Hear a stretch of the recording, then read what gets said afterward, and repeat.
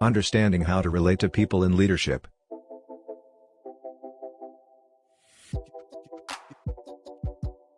The leader will succeed because he has internalized these two key lessons. Men are complex and distinctive.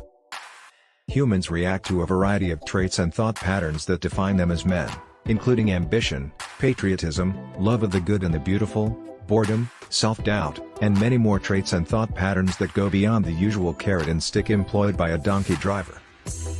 However, not all employees' interests are the same in terms of their power and significance, nor are they all equally amenable to fulfillment in the workplace.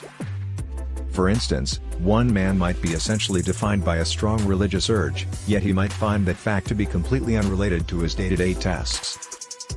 Another person might get much of his satisfaction from solving puzzles, never realizing how his interest in chess problems and math problems can be used in business. Another can be perpetually dissatisfied by his superior's failure to identify and satisfy his desire for a cordial, adoring connection, which he lacks at home. The leader will be better able to generate really intrinsic interest in the work that he is tasked with doing to the degree that his circumstances and skill set permit him to respond to such unique patterns.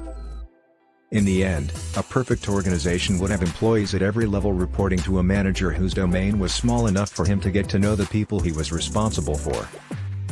Limitations of the Golden Rule.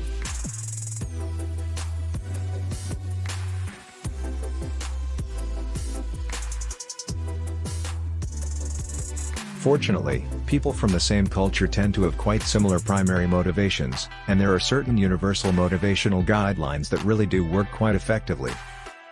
A noteworthy example is the success of Dale Carnegie's well-known advice in his book How to Win Friends and Influence People. A variant of the Golden Rule, treat people as you would like to be treated, is its main tenet. Such a rule is a vast improvement over the crude coercive tactics or the straightforward reward for desired behavior approach, even though it is constrained and simplistic. But failing to acknowledge that some of the world's most inept leadership comes from the treat others as you would be treated school would be a grave error.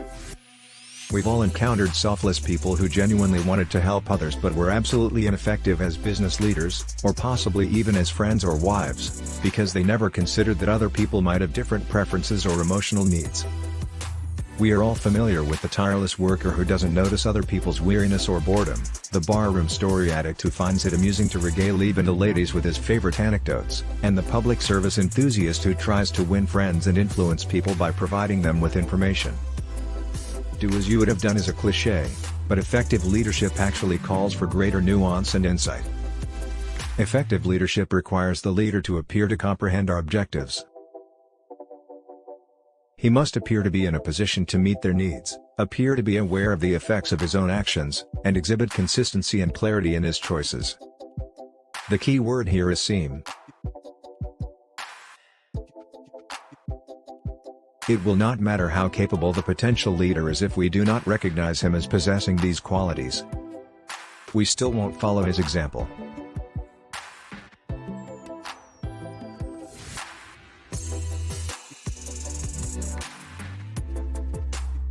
But even if someone only appears to possess these traits and we have been duped, we will continue to pursue him until we realize our mistake. In other words, the impact he has on his followers will depend on the impression he makes at any given moment.